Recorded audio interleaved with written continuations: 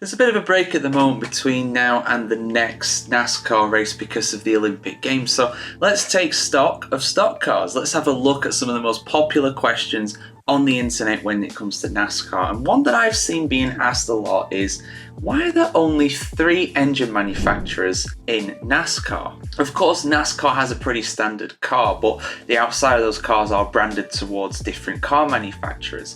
And those 3 currently are none other than Ford, Toyota, and Chevrolet. But why are those the only 3 in the sport? What's happened and who has left over the years? Well, there's a really good article about this on the NASCARchronicle.com. If you've not checked it out already, please do. The link to it should be in the description below. But yeah, it's interesting how these 3 have actually kind of come in. I mean, Toyota in particular as well, being the only non-American, obviously, Chevrolet and Ford both being American, Toyota being Japanese. I mean, it's not totally unique to NASCAR. I mean, there's a lot of engine manufacturers in Formula One these days, and there's even more coming in very soon. But you have a look at a series such as IndyCar, there's only 2 engine manufacturers in that, Chevrolet and Honda. So what gives with NASCAR?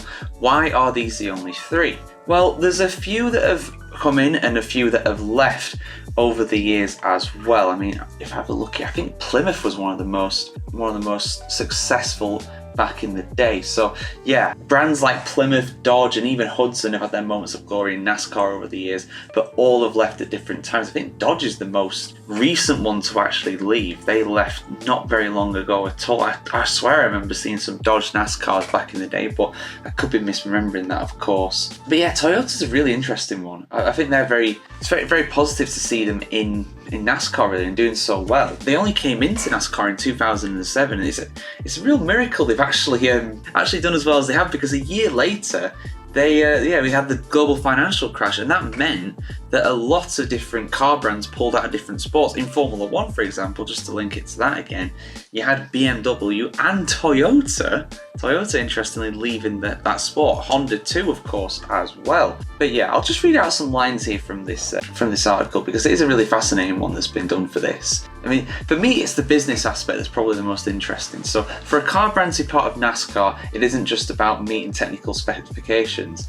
It's also about considering the financial and marketing aspect of the advantages of being in the sport as well. Engaging in NASCAR is a significant investment. Between R&D, building competitive vehicles, and sponsoring teams, the cost can be astronomical. Only brands that see a clear return on investment in terms of branding, visibility, and sales tend to get into the game and stay there, of course. But yeah, it's an interesting one for sure. I mean, I would like to see some more brands in there. I'd like to see Dodge come back, of course, but the thing is, it has to be applicable to them. It has to be applicable in terms of the cars that they're selling. I mean, Ford obviously has the Mustang, Chevrolet has the Corvette, Toyota don't really have many kind of muscle cars, to be honest.